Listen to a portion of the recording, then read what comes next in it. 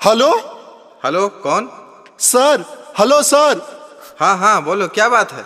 सर एक लड़का है जो मेरी बेटी को भगा कर ले गया है। अच्छा, कितना देर पहले का वारदात है? सर अभी 30 मिनट पहले गाड़ी से निकला है।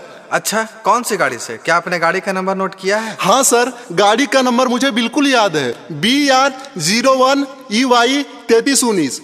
ठीक है, हम पता लगाते हैं। ऐसा करिए, आप लड़की का फोटो भेज दीजिए। कांस्टेबल, बिना चेक किए एक भी गाड़ी पास नहीं होना चाहिए, सारा गाड़ी चेक करो।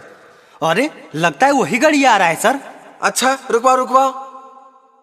अरे बाहर निकलो गाड़ी से, कहाँ जा रहा है? धत तेरी के, तो लगता है शादियों कर लिया। अरे की बात है, की होलै सर? हम तो अपन घरे ने जा रहे। घर जा रहा है? झूठ बोलोगे। और ये लड़की कौन है रे? सर ये लड़की नहीं है, ये हमारी वाइफ है। सर ये तो फोटो ये वाला लड़किया है। अरे ये लो, आपके ससुर जी भी आ गए। सर जबान संभाल के बोलिए, ये लफंगा हमारा दामाद नहीं हो सकता है। अरे अभी तो तुम बोल रहे थे हमारी पत्नी है, अब बताओ। आगे बोलहिनगे, जेलवा भेजवाइए दे मिकी। तू अपन मर्जी से लिया कि भागा के ले लियो? सर हम अपने मर्जी से आए हैं, हम इससे बहुत प्यार करते हैं। हाँ सर, हम भी बहुत प्यार करते हैं इससे। और सुनिए मेरा बात, हथवा जोड़ो ही वो सुनो जी सर जी, हथवा जोड़ो ही वो सुनो जी सर जी, बियाहवा कैलिए हा दोनों के हालई मरजी सर जी, बियाहवा कैलिए हा दोनों के हालई मरजी सर जी। आगे खाली हम ही बताइए, अरे तू कुछ बताही।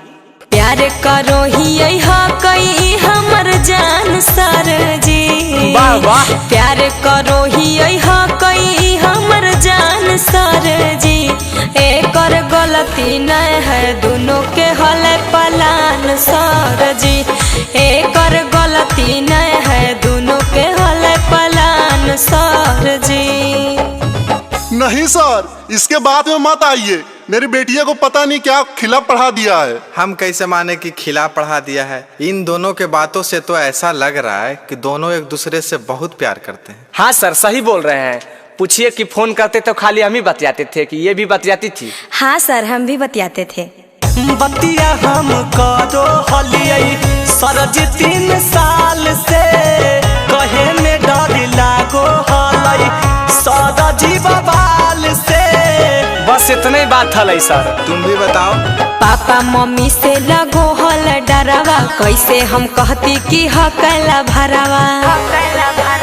एकर पापा के हमरा से है लड़जी सर जी, एकर पापा के हमरा से है लड़जी सर जी, बियाहवा कैलिए हा दोनों के हलै मरजी सर जी, बियाहवा कैलिए हा दोनों के हलै मरजी सर जी। देखिए आपकी बेटी भी राजी है, कितना अच्छा लड़का मिला है, दोनों का धूमधाम से फिर से शादी करवा दीजिए, यही में भलाई है। अच्छा सर आप कहते हैं तो हम राजी हैं।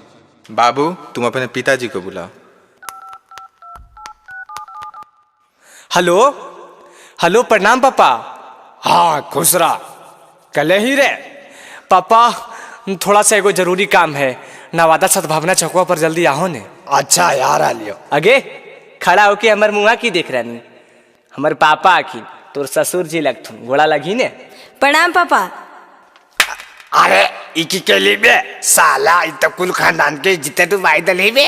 देखिए गर्म मत होइए, देखिए जो होना था उसे तो हो ही गया, अब दोनों के खुशी पूर्वक शादी कर दीजिए, यही में दोनों का भलाई। मानो ही होई गेलै पापा जी गलतिया, इहे अबू ह कई समाधान, आज घरा बा तू फोन करहो मम्मी के पारी छेला, ले हो नहीं पूतो हिया तू मां, आज घरा बा में फोन करहो मम्मी के पारी छेला, ले हो नहीं पूतो हिया तू मां।